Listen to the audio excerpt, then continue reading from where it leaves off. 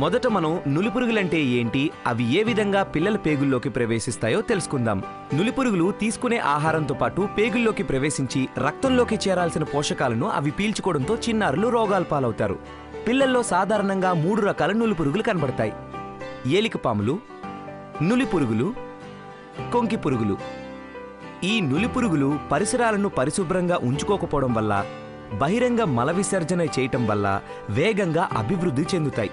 సంక్రమణం ఉన్న పిల్లలు నులిపురుగుల గుడ్లను తమ మలంతో నేలను కలుషితం చేస్తారు.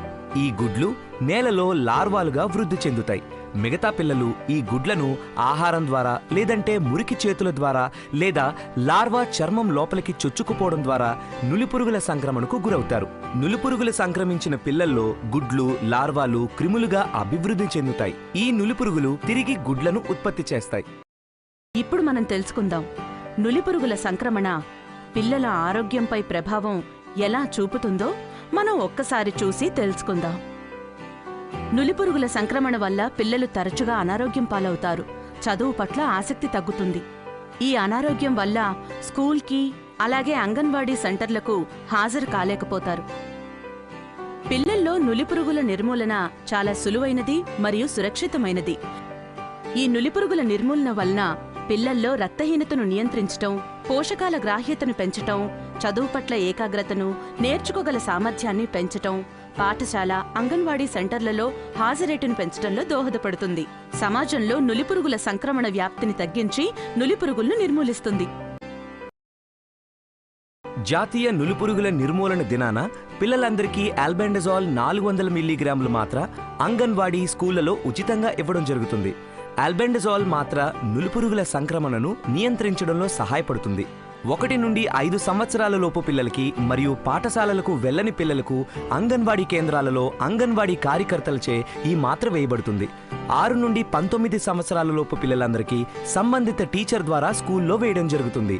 అనారోగ్యం వలన లేదా గైర్హాజరీ వలన నులిపురుగుల నిర్మూలన దినం రోజున మాత్రలు వేసుకునే పిల్లలకు మాత్ర తిరిగి వేయు దినమున మాత్రలు వేయడం జరుగుతుంది.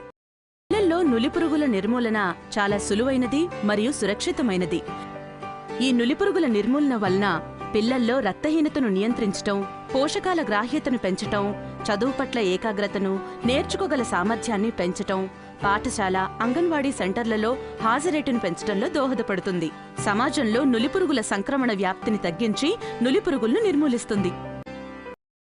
జాతీయ నులిపురుగుల నిర్మూలన కార్యక్రమం జరుగునప్పుడు గుర్తుంచుకోవలసిన విషయాలు: టీచర్లు, అంగన్వాడీ కార్యకర్తలు డీవార్మింగ్ మొదలయ్యే ముందు వీటి లభ్యతను నిర్ధారించుకోవాలి. తగినన్ని మాత్రలు, శుభ్రమైన తాగునీరు, చెంచాలు, రిజిస్టర్, మోతాదు మార్గదర్శకాలు. 1 నుండి 2 సంవత్సరాల పిల్లలకు సగం మాత్రను 2 చెంచాల మధ్య పొడిచేసి నీరు కలిపివ్వాలి. 2 నుండి 3 సంవత్సరాల పిల్లలకు పూర్తి మాత్రను 2 చెంచాల మధ్య పొడిచేసి నీరు కలిపి ఇవ్వాలి. 3 నుండి 19 సంవత్సరాల పిల్లలకు పూర్తి మాత్రనిచ్చి బాగా నమిలి మింగి మంచినీరు తాగాలి. మాత్రను ఎట్టి పరిస్థితుల్లోనూ ఇంటికి తీసుకెళ్లనివ్వకూడదు. అనారోగ్యంగా ఉన్న పిల్లలకు, ఇతర చికిత్సలు తీసుకుంటున్న పిల్లలకు మాత్రను ఎట్టి పరిస్థితుల్లోనూ ఇవ్వకూడదు. జాతీయ నులిపురుగుల నిర్మూలన దినోత్సవం రోజున మందు ఇచ్చేటప్పుడు అటెండెన్స్ రిజిస్టర్లో మాత్ర వేసిన పిల్లల పేర్లు ఎదురుగా ఒక టిక్ పెట్టుకోవాలి. మాత్రను తిరిగి వేయు దినమున అటెండెన్స్ రిజిస్టర్లో మాత్ర వేసిన పిల్లల పేర్లు ఎదురుగా 2వ టిక్కు పెట్టాలి. ఇక్కడితో మన పని అయిపోలేదండి. జాతీయ నులిపురుగుల నిర్మూలన దినం తరువాత కూడా మనం శ్రద్ధగా గమనించాల్సిన విషయాలు మరికొన్ని ఉన్నాయి. జాతీయ నులిపురుగుల నిర్మూలన దినం రోజు అనారోగ్యం లేదా గైర్హాజరీ వల్ల మాత్ర వేయించుకొని పిల్లలకు తిరిగి మాత్ర వేయు రోజున తప్పనిసరిగా వేయించాలి. ఆశా కార్యకర్త వీరందరినీ ప్రోత్సహించి మాత్ర వేయించడానికి కృషి చేయాలి. ఎక్కువగా నులిపురుగుల సంక్రమణ ఉన్న పిల్లల్లో వికారం, స్వల్ప కడుపు నొప్పి, వాంతులు, విరోచనాలు మరియు అలసట లాంటివి కలగవచ్చు.